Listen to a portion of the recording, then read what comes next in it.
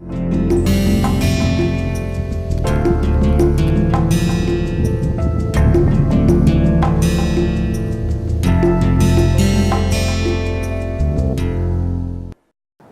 viewers, welcome to MOOC's online course on Visual Perception and Art, a survey across the cultures.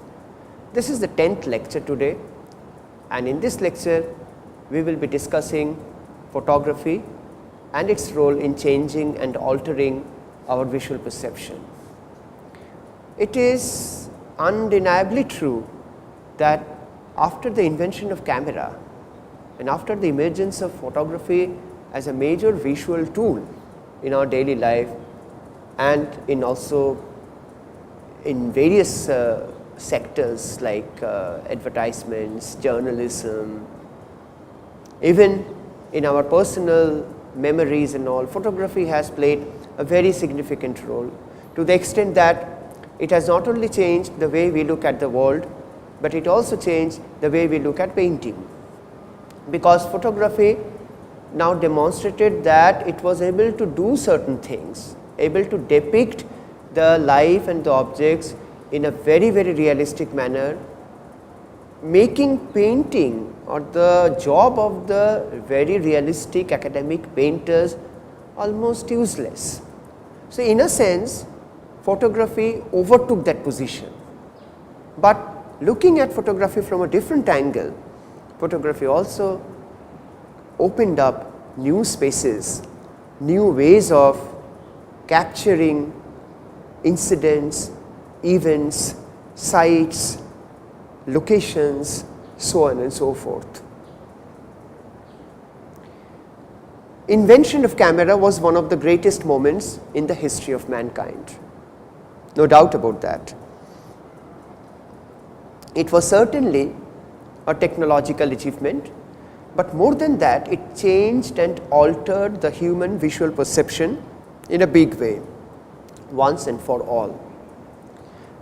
And it is not at all difficult for you to come up with ideas and guessworks. You do not even need to guess, you know that how and why photography changed and altered our visual perception.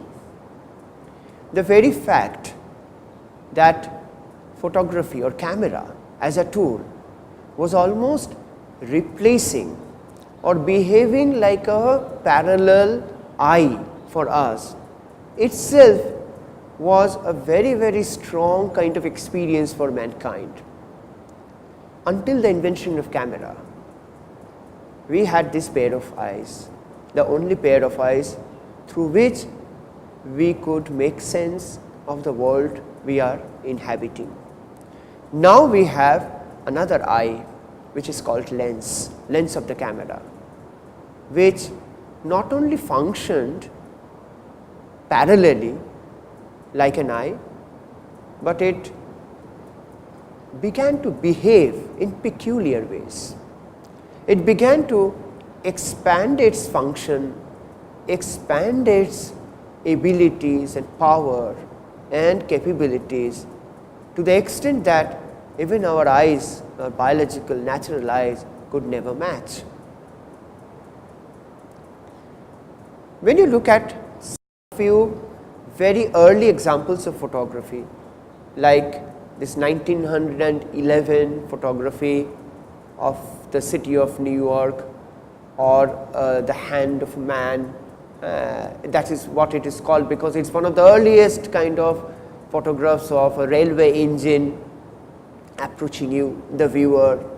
I mean, even in these early photographs you can see certain things, certain elements happening which only a camera could do.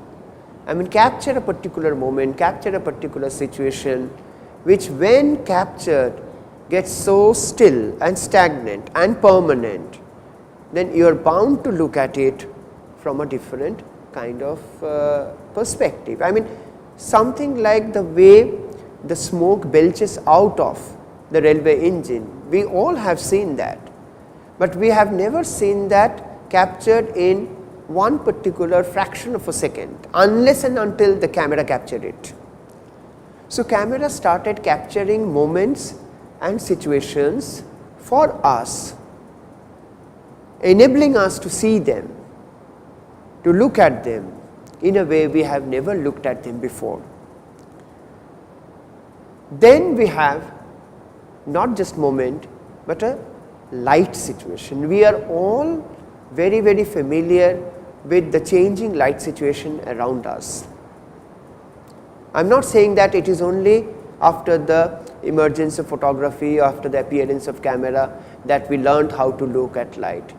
We all have been looking at light, and in the traditional culture, the painters and the sculptors, everybody was very much familiar with the quality of light, the character that light keeps changing all the time, and all these factors.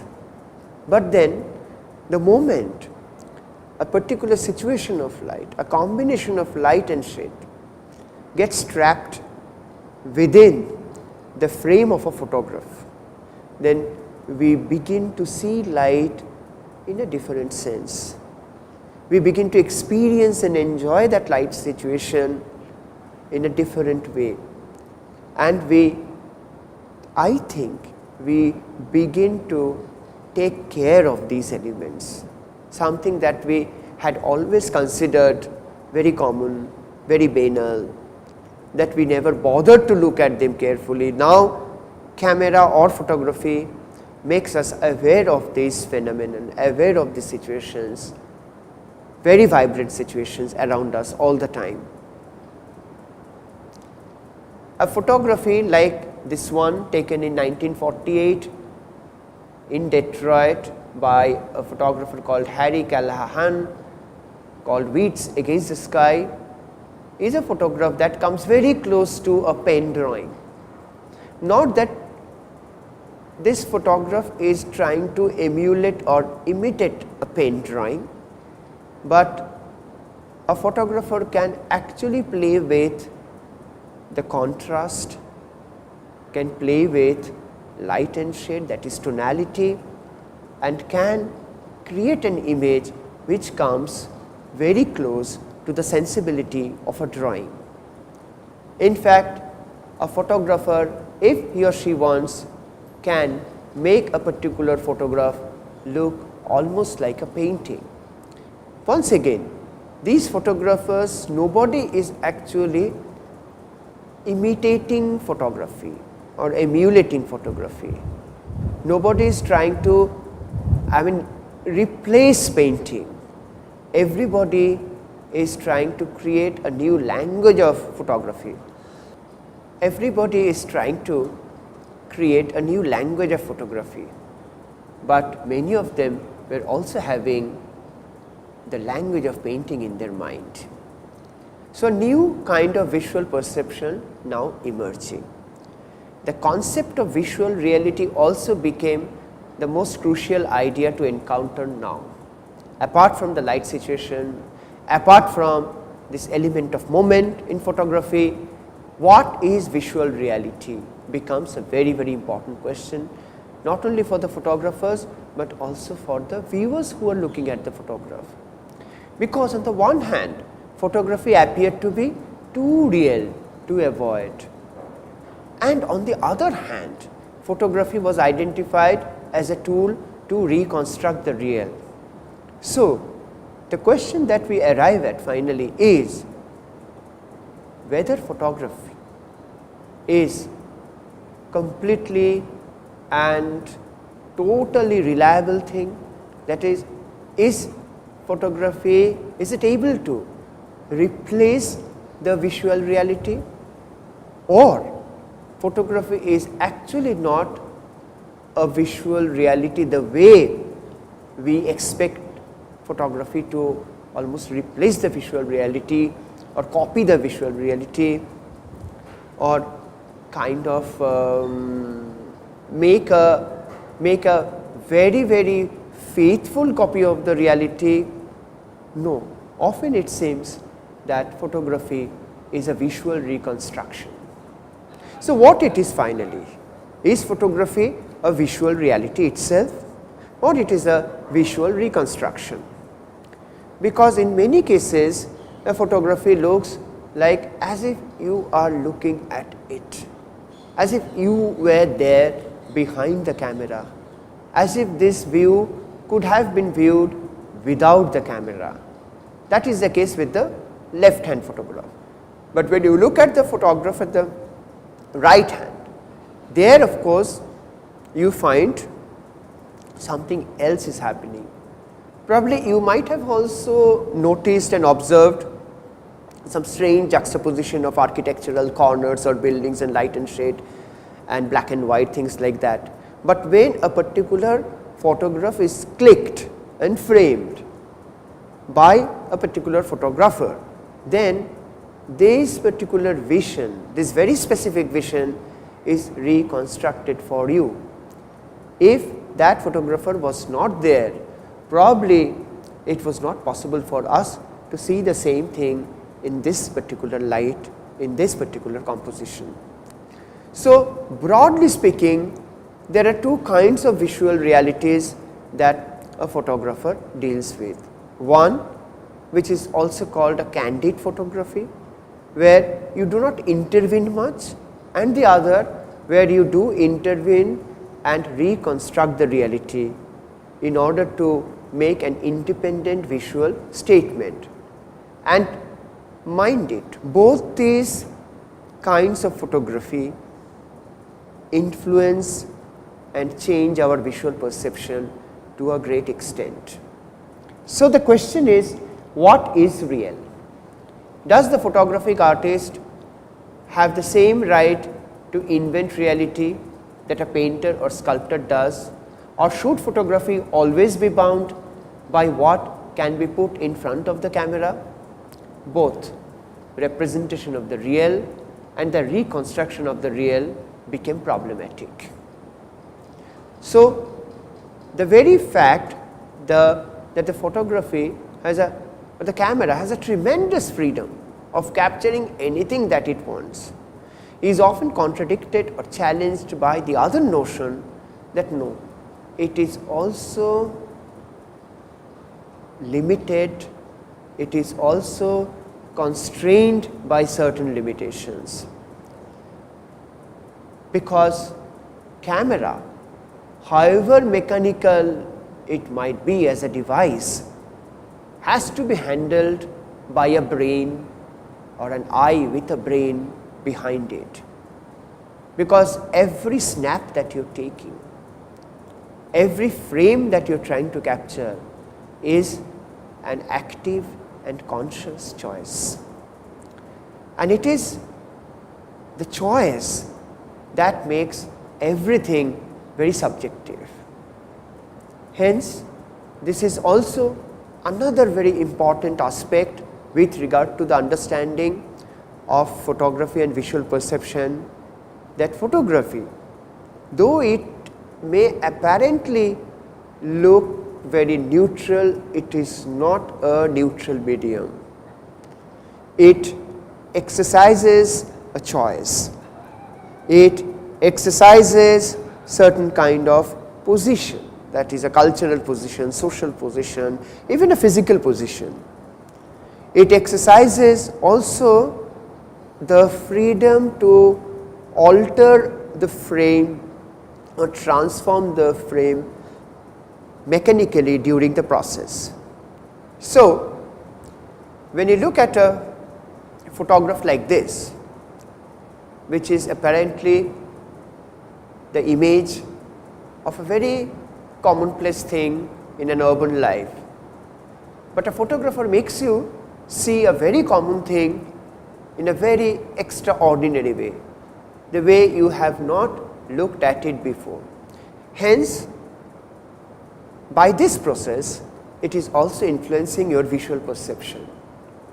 Camera or no camera, photography or not, next time when you go out and take a walk down the street,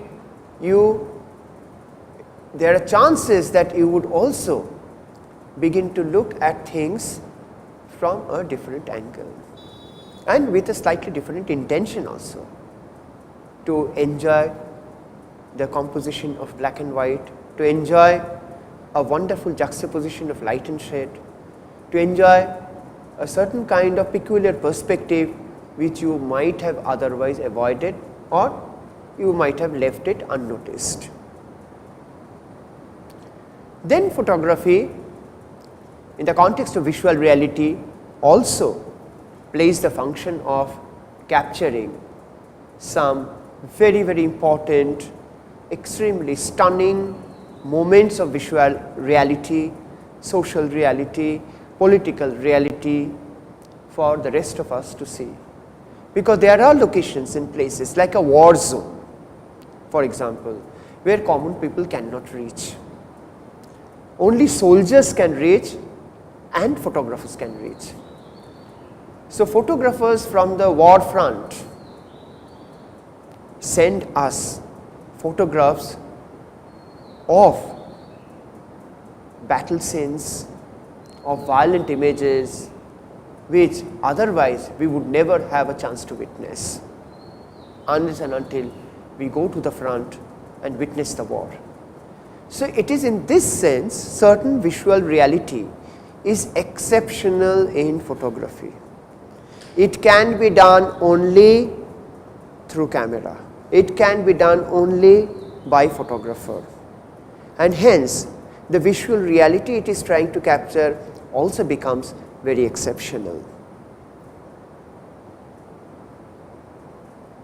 Then certain enhancements are often made, like in this photography by this particular photograph by Man Ray, a wonderful and a very talented surrealist artist who also experimented a lot with photography. In this particular photograph simply enhanced the teardrops or water drops which look like teardrops on the face of this woman, and thereby creating a strange surreal sensations, because this is not exactly the way tears roll down our cheeks. So he is creating some water droplets and he is leaving them right on the face itself, thereby creating a strange expression. So like Man Ray, we have many photographers even today in contemporary times who use photography not only to change and influence our visual perception, but also to change the notion of art itself. So we have art photography today, where the medium of photography is used to create some stunning artworks and art objects, where you do not expect to see the visual reality, but you expect to see a new conceptual reality in those photographs. Henri Cartier-Bresson, as you might already know, was one of the greatest photographers who really excelled in trapping the exact moment of emerging out of a very banal, very ordinary situation like this one. So in other words, most ordinary common subjects can be made to look extraordinary when they are photographed in a particular light situation or from a particular angle or in a particular moment. So it is this transformation that I was talking about which affects our visual perception in a big way, making a very commonplace thing, making a very ordinary thing or situation or object look different. You can always argue that can also be done in painting. In a painting, you can also, if you want, paint a situation or an object or a thing or a figure in a way that it might appear exceptionally different and beautiful to our eyes. I totally agree that it is possible, but it is never possible the way a photographer does it, because the photographer always has this position to claim that I am not painting it or drawing it, I am simply passing on the visual reality to you. This is very interesting because the photographer never paints on a blank surface, never draws on a blank surface. He captures a moment or a situation from the real life, and it is this direct contact with the real life that empowers the photographer with a different kind of claim. Like this one, it is supposed to be a very ordinary situation. All of us might have encountered something like this: light passing through, coming into the room through a Venetian blind and thereby creating some pattern. But the moment you take a photograph and get this particular visual experience framed within a rectangular space, it becomes a different experience. You can keep staring at this photograph for a long time, for many minutes, but in the real life situation you might have simply looked at it and turned your face away from it.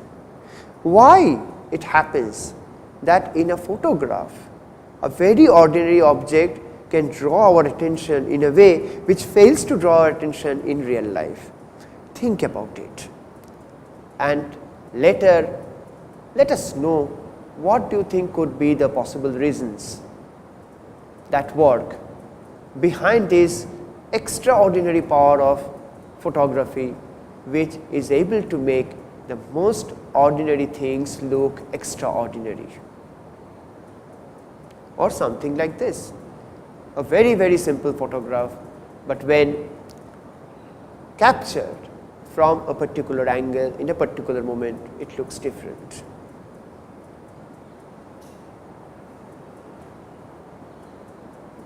So, and particularly when it is about the human expression, a photographer waits always for the right moment, and what appears to be the right moment for one photographer can be different from another photographer. It varies from photographer to photographer, because photographic visual perception gives us this freedom, this liberty to be extremely subjective in terms of choosing what we call the right moment. So, there is nothing called a right moment, a perfect classical right moment in photography. There can be hundreds of right moments. It all depends on the photographer to choose the right moment which suits her or him.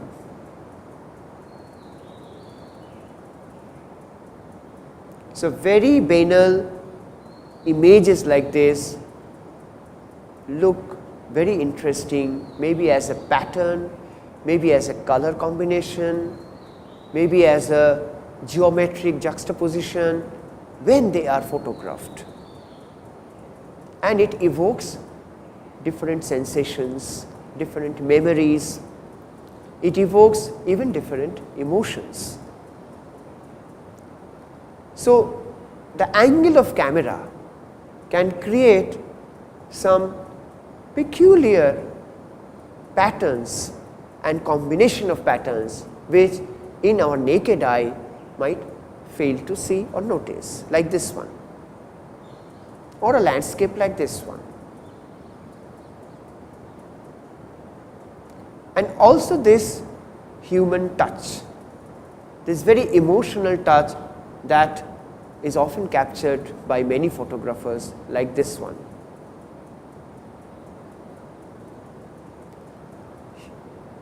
In fact, when a photographer himself is photographed by another photographer, this also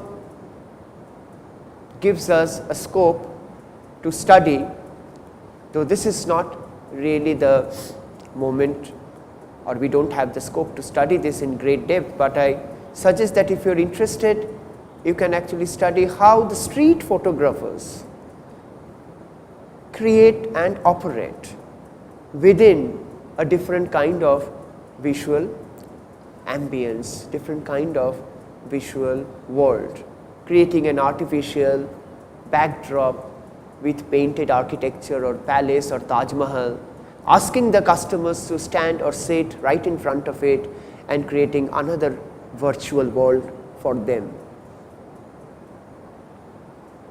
So it is not just light, but also camera angle and the right moment, and this is called the most decisive moment for any photographer. So photographs are not, as is often assumed, a mechanical record. Every time we look at a photograph, we are aware, however slightly, of the photographer selecting that site from an infinity of other possible sites. This is true even in the most casual family snapshots.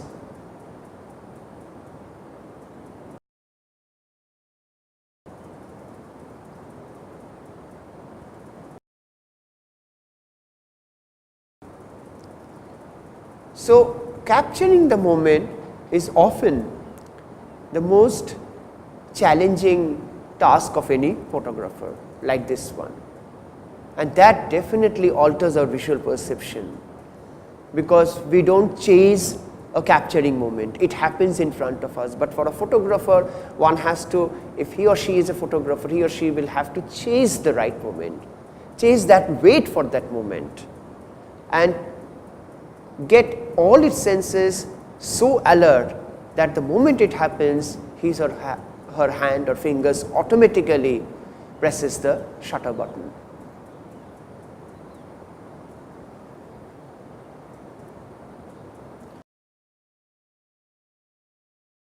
So you can go through these photographs and make your own analysis that why this particular photograph is different from the other, and in what sense each of these photographs can have an influence or an impact on our visual perception.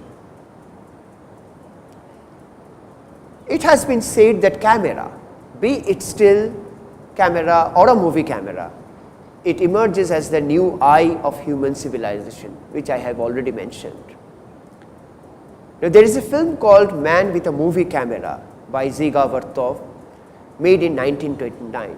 He is a Soviet-Russian filmmaker, and this concept of a new eye and thereby a new visual perception has been explored very significantly in this particular film. So he is using film to explore the possibilities and the life-changing experiences of a camera. Though it is, in this case, he is talking about a movie camera, but we can actually replace many of his findings also onto our still camera, and it is almost like having an experience if your still camera or movie camera, whatever, is if it starts to replace your eye, what happens to our world, particularly our visual world. I am an eye, a mechanical eye. I, the machine, show you a world the way only I can see it. I free myself for today and forever from human immobility. I'm in constant movement. I approach and pull away from objects. I creep under them. I move alongside a running horse's mouth. I fall and rise with the falling and rising bodies. This is I, the machine, maneuvering in the chaotic movements, recording one movement after another in the most complex combinations. Freed from the boundaries of time and space, I coordinate any and all points of the universe wherever I want them to be. My way leads towards the creation of a fresh perception of the world. Thus I explain, in a new way, the world unknown to you. So, you might have followed what he was trying to say, but at the end of this lecture, let me repeat that text,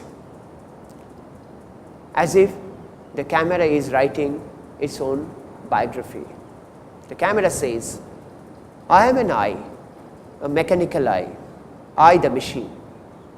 Show you a world the way only I can see it. I free myself for today and forever from human immobility. I am in constant movement. I approach and pull away from the objects. I creep under them. I move alongside a running horse's mouth. I fall and rise with the falling and rising bodies. This is I, the machine, maneuvering the chaotic movements, recording one movement after another in the most complex combinations. Freed from the boundaries of time and space, I coordinate any and all points of the universe, wherever I want them to be. my way leads towards the creation of a fresh perception of the world. Thus, I explain in a new way the world unknown to you. So, this is the text that you just heard and also read in the subtitle of the film clip which we saw. It explains in a brief but in a very, very significant way, in a very meaningful way, the existence of camera is not about just the emergence of a mechanical device, it is the emergence of a new kind of visual perception. Thank you.